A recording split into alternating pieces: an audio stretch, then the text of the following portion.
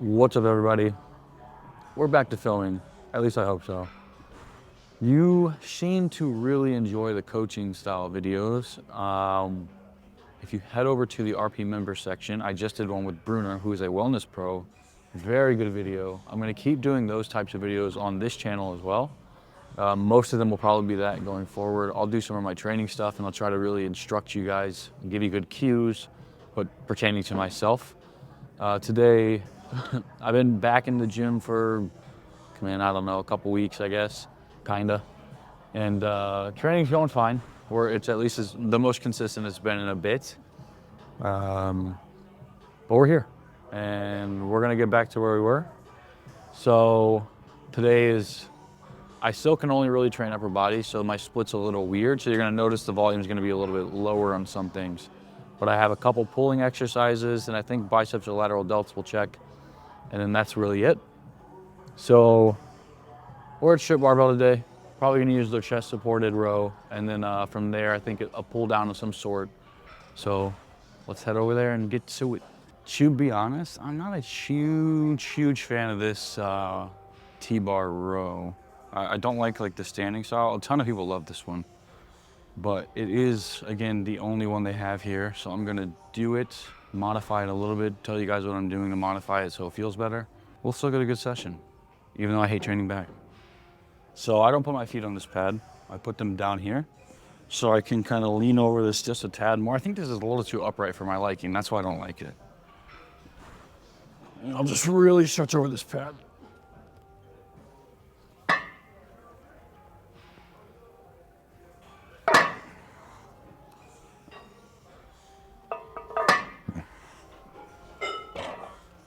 Just getting myself, instead of being so upright, a little bit more toward that 90-degree bend that I like to do on most bent rows. So if you put your feet up here, bending more forward is kind of impossible. But if I can get my feet back here, I can almost lean at the hip just a tad bit more. That's most things. When I'm modifying something, it's kind of I want to be able to get a 4-range of motion on the machine and stretch fully. So most of the modifications just come from that. It looks like it from the views and stuff that you guys like those videos, the coaching ones. So let me know below what else you'd like to see on here, because I'm glad that's doing well. Other shit we have, I'll probably be going on Niall Narga's podcast this week. He's here visiting, he's staying at my place. Other podcasts, we have the podcast studio here. We got training videos, I can do technique videos, I can do full single exercise technique walkthroughs. I mean, you guys fucking name it. I can easily throw it on here, especially the shorter form stuff. I could easily do a 10-minute video on a Smith machine. You know what I mean? So whatever you guys like. I know the prep videos, they were decent. Probably performed the worst, but they're fun.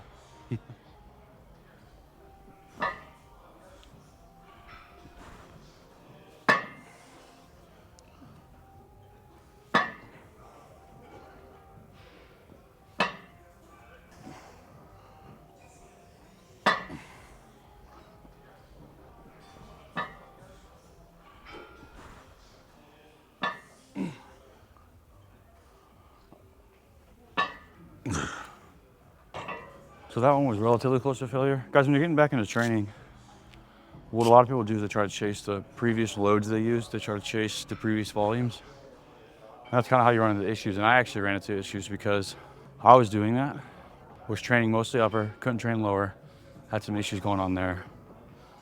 Trained too much, jumped into too much volume too soon. And I ended up straining my pec a little bit, grade 1 strain. Nothing insane, it took about 6 weeks to recover from. Still kind of training around it. But when you hop into too much volume too soon, especially too much weight, which is why watching these kids fucking kills me on TikTok and shit. They're all trying to do 2-rep maxes with fucking dumbbell preacher curls. Enjoy the bicep tears later on in your career. That's all I gotta say. Don't jump into heavy loads right away. Sets of 15 to 20 will do. 10 to 20 whenever you get into it a little bit more. Slowly add sets, slowly add weight on the bar. First and foremost, I would add sets. Then I'd keep the rep ranges a little higher, add some reps. From there, maybe another 8 weeks down the road, like let's say you do 2 mesos, you can begin to progress on the loads. But the second you feel kind of good because you're getting back into it and you want to throw a bunch of weight on the bar, that's when people run into fucking problems. That's what happened to me. So be very careful when it comes to chasing weight in the bar, especially post-injury, post-recovery, post not training for a while. Be smart, especially when you're big and strong. These kids are getting away with it now, but yeah, Wyatt. You like that? You like that, Wyatt? It's one of our favorite hamstring machines. Atlantis, baby. They hardly miss. It's good shit, right? So I was just chatting with Wyatt about like coaching optimization for programming. I think that's one thing that the reason I keep getting all these pros and stuff coming to me is because they'll see the other people I'm working with, Nick and the Josemas and people like that. And the programming is insanely detailed and insanely fucking accurate. So the example that I was using with Wyatt was, you're gonna see women who wanna grow their glutes, right? So they go hack squat and they'll put their feet high and wide on the hack squat, okay?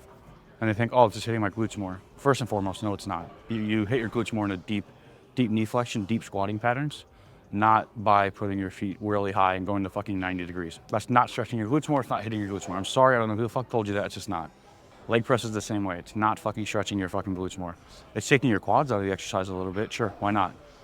But instead, you could just do less volume on that because you have to take all these things in consideration. Total axial load and fatigue through the week is gonna be a big issue, right?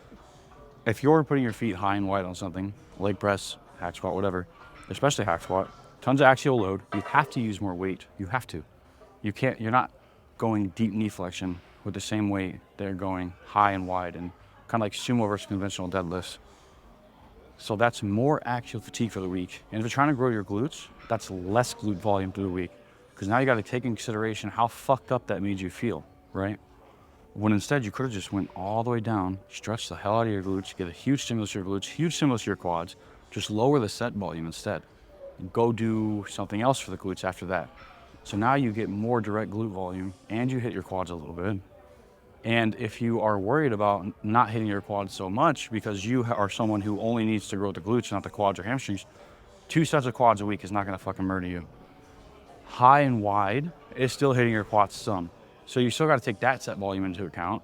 You're loading up more weight, you're doing more sets, and you're high and wide. So that's gonna be hitting your quads basically the same amount as 2 sets, but you're hitting your glutes more too, right?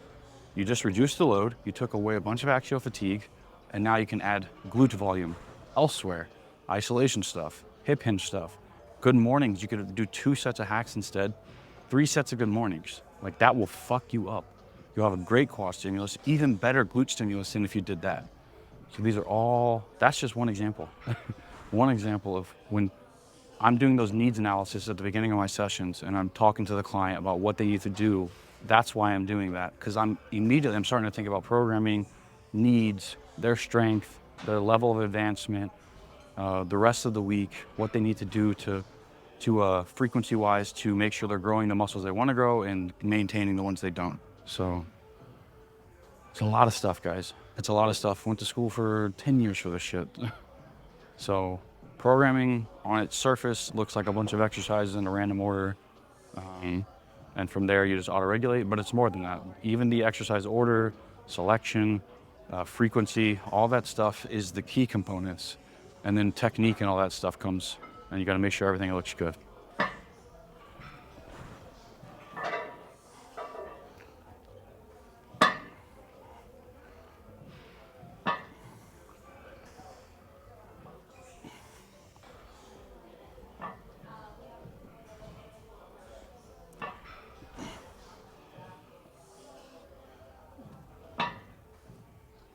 So set volume is gonna look pretty shitty for me today. Again, a couple weeks in, 2 sets on that, probably 2 sets on another exercise, lateral delt bicep, and that'll be it. Just so you guys know. Mario? That's Mario. I'm just saying. He knows. That's Mario. I'm just saying.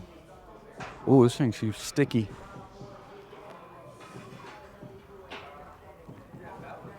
It's fine. All right, parallel pull downs. Pull down. This seems cool. Got a variety of stuff. We chose like the bodybuilding equipment in here. Then they got the CrossFit side. There's some athletic stuff going on. Coach, how you feel now? And the people are friendly. See, look at that. All the trainers here are super fucking nice. I like them. All good people.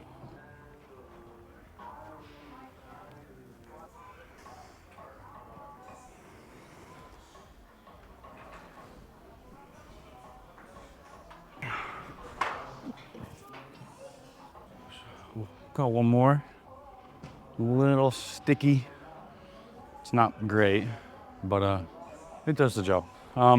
After this, I think lateral raise. Oh, curl. So I have curls today, and then tomorrow's my delts. Like I said, it's weird right now. I made this a couple weeks ago, put it in the app, and still getting used to it. But it's just kind of hitting things a little more frequently. Just less volume per session. Trying to still train 5-6 times a week, mostly upper body. Just some of those programming modifications, like again, that I was talking about over there. Just gotta be smart about it. Curl, gonna warm up with double. It's gonna be single arm preacher. Prime plate loaded. So we got this 2 peg for most of the weight. 3 peg has 15 additional pounds to emphasize the eccentric phase. The bottom peg, obviously, I don't really ever use. It's for the peak contraction. But if you guys like squeezing and all that good shit, feel free. I will be doing 3 sets here. Maybe 4, we'll see. I feel good today.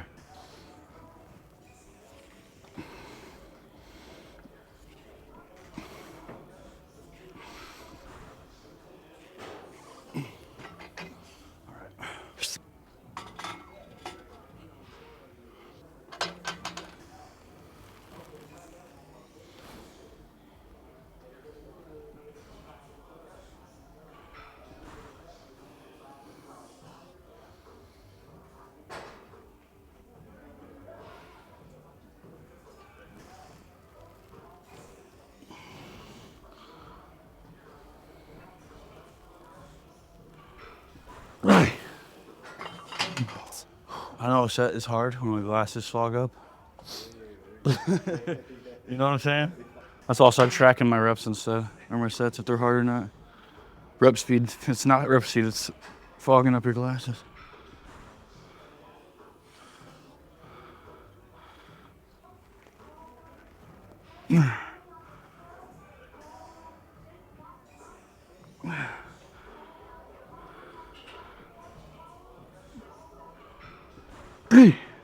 Guys, getting back into training sucks. I don't like the pain how I used to. It just hurts now. This ain't bad for like basically no fucking training. I didn't lose too much muscle.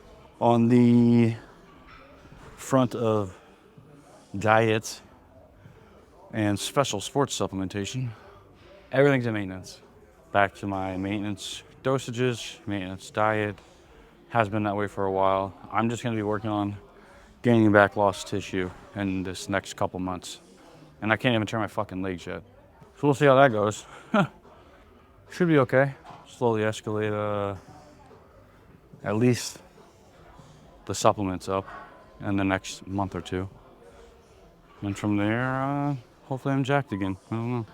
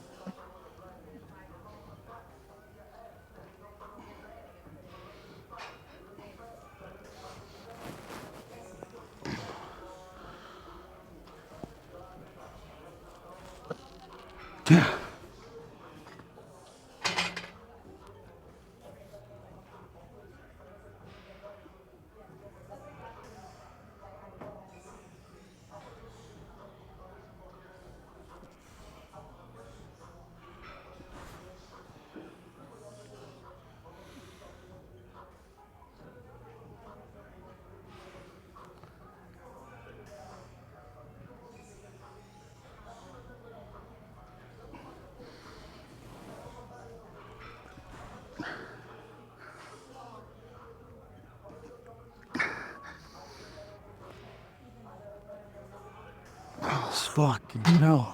Ow. I realize this would be a short video, but that's the reality of these sessions at the moment. I have one more set. It was 2, 2, 3. So 9 total sets for the session. Not terrible, especially when you spread that across 6 sets a week. And I'm doing only upper, so it's like push, pull volume, lateral delt, bicep volume, triceps. But we're gonna get out of here after this set. That's it. Guys, again, this video got some good tips in there. Mostly want to know what you guys want to see, so drop a comment below. I don't care what it is. If you guys wanna see the mohawk again, maybe comment that. And the shoes again. If you want Crocs again, you're gonna have to leave a comment. So People don't think it's you. I know, it's funny. Look like Travis now. Fucking Amish. I'm the Amish final boss. So guys, we'll see you next time. Thank you for watching. I'm gonna finish up, let Mario get out of here, then I gotta head out too for PT for my stupid little knee. I'll keep you guys updated with that too. I'll let you know how it goes. Thanks for watching. Like, share, comment, subscribe, leave a comment. See you later.